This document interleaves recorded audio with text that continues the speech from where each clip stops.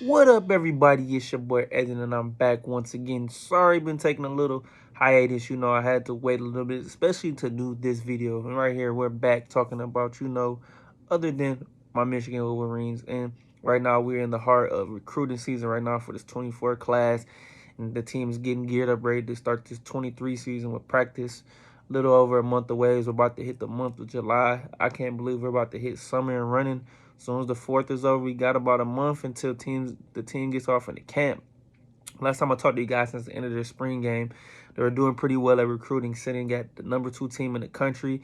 And I've waited a little while. As you know, June is the month of official visits. It's changed college football tremendously, and teams are really heating up when it comes to recruiting. And guys are making a lot of decisions now in June and during the 4th of July time. And some kids are still making decisions, but with the way the recruiting calendar is turned and shaped, everything's going good. Because as we all know, July is a dead period for everybody. So June is a crazy month.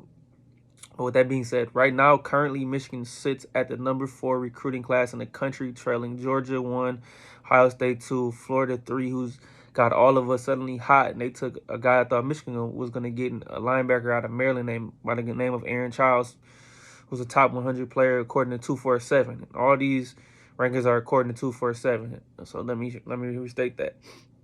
That being said, Michigan has a total of 24 recruits.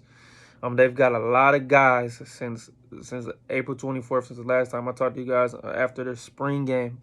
Some of the notable names they got was Brady Prescorn, a tight end, 6'6", 225 out of my home state of Michigan, Rochester Adams.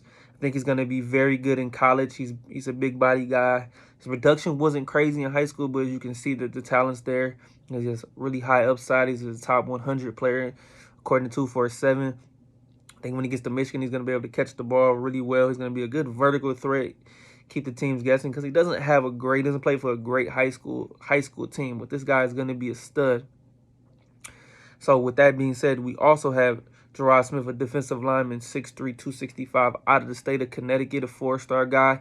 Michigan's also in the running to get his brother from Connecticut. We don't hear a lot of guys from Connecticut, but this guy can play some football. That being said, and recently we just picked up a commit from Marion Stewart, 6'1", 180 out of Illinois, a really good speedy receiver. These are receivers Michigan tends to get, the 6'1", the 6 feet, 6'1", 6'2 guys who can play the slot. This guy's got some skills, got some athleticism. Put him in the slot, he's gonna make some plays.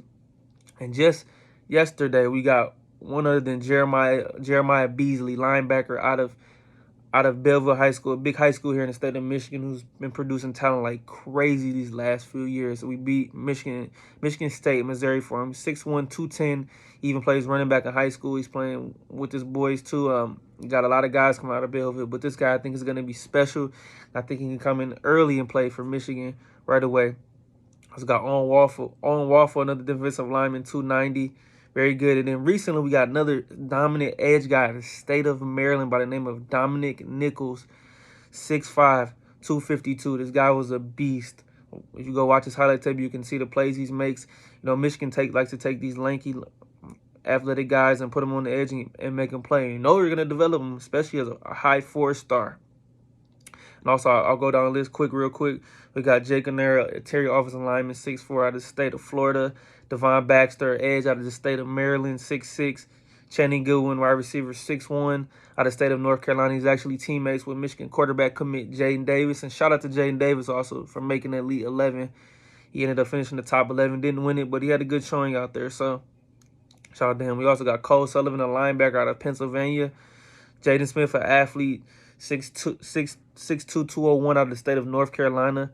So he's listed as an athlete. So we'll see where Michigan plays him. In my sleeper in this class, we got Jordan Marshall already committed, running back out of Ohio, out of Bishop Muller, a good guy. Then we got another guy who Michigan got, and I thought they were in the running for Taylor Tatum, but he ended up canceling his visit because Michigan ended up getting the commitment from Michael. Let me say his name right. I hope I don't pronounce it wrong, but Micah Capana, I believe I'm saying it correctly, 5'11", 195 out of the powerhouse in the state of Nevada, and Bishop Gorman. I think he'll complement Jordan Marshall. He's a little more speedy guy, a little smaller than Jordan Marshall, but I like the running back depth that Michigan has been able to acquire in this class thus far. So like I said, they're sitting at #4 right now. There's still a long way to go. With that being said, there's still a lot of guys on this board. So I'm going to give you guys who I think Michigan is in a decent position right now with.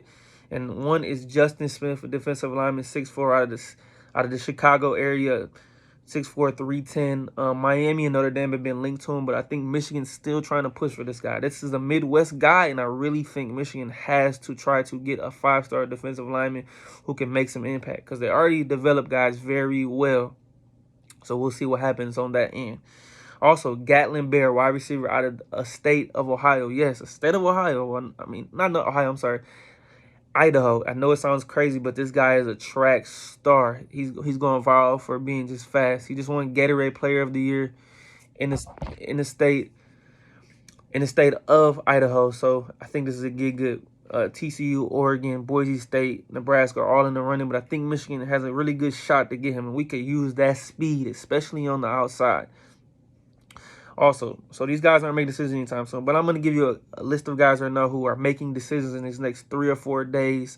Right now, we're sitting at Thursday as I'm recording this. It's Thursday, June 29th as I'm recording this. These guys are making these decisions in the next few days. Let's start with Aaron Scott, who they're saying potentially could make his decision on the 4th of July. Aaron Scott is a big corner, 6 feet, out of Springfield, Ohio. I think Michigan is definitely in the running between them and Ohio State. They didn't get Bryce West, but getting Aaron Scott I think would be lovely. Will Johnson has been recruiting his butt off trying to get this guy, and he's a top 100 corner out of 247. Man, they need this guy, especially stealing from Ohio State would be a great get. Also, you got Jameer Grimsley, who he just was on his official visit last week. 6'3", cornerback.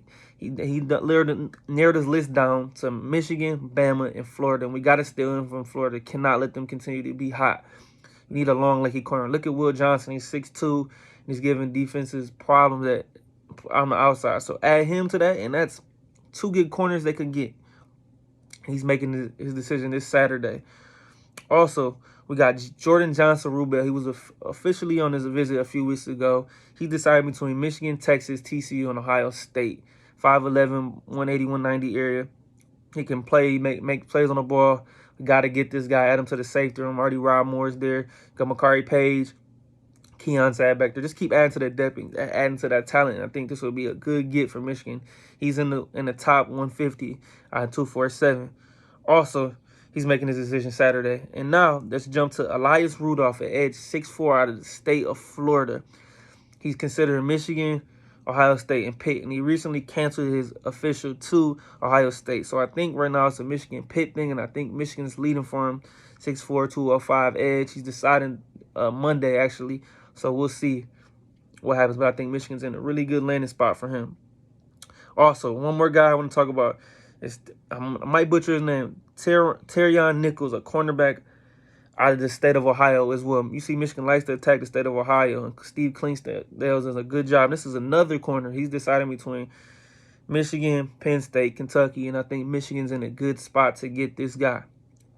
So we'll see what happens. A lot of things can change. It's still got room to add more guys. 24 guys is still a lot, but I still think they're going to add at least 4 to 5 more guys in the recruiting class. Keep the talent coming, the influx coming if we want to compete with the Georgias, the Bamas of the world, the Clemsons, and continue to give Ohio State fits and problems, and this rivalry is a real thing now. So, that being said, that's it with recruiting, on the recruiting note. But I want to give you guys, before I get up out of here, a couple news and notes and tips real quick that I haven't got to address.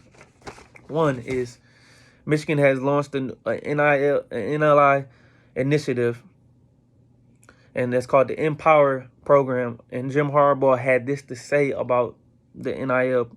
I think of the guys as my own kids. They go to college. Yeah, you're going to give them a car, right? So they can do an internship. That's something we want to give our players. We don't want them eating ramen noodles. So Jim in the program has done a good job of empowering these guys and doing a good job with NIL and giving back to these players, especially the current players on the roster. Not going to be like the Miamis of the world or the Texas A&M and buying $1 million or $2 million recruiting classes, but Michigan's going to continue to do a job of recruiting and continue to get these kids in and continue to put them in the winning program. 2 more things of a note and before we get up out of here. One, Michigan beat Georgia along with the beat Ohio State to the practice period. I love it. I love the tenacity. I love the Don't overlook the rest of the teams on your schedule though as well. Keep that hunger and keep that dog in you, because we're chasing a chip. We're trying to get one since '97, man. And I think with this edge that they're playing with, it have a great shot this year. Arguably, is going to be Harbaugh's best team since he's been there. So we'll see what happens. And one more thing, and we'll get up out of here, guys. That is rest in peace, the former Michigan quarterback who transferred to Arkansas. That was Ryan Mallett. He died a few days ago in a drowning accident in Florida on vacation. So prayers go out to him and his family. The guy had a cannon of an arm. I know he didn't have the greatest career at Michigan. When he transferred to Arkansas, he did some good things down there and led that program to some good wins the time he was there. But condolences to him and his family. But I'll be back soon, you guys. Summer's heating up. There'll be more news and notes. I'll be back with some more recruiting news because, you know, things change on the daily. But that was it for my Michigan love, baby. You know, go blue all the way. It's your boy Adrian, and I'm out.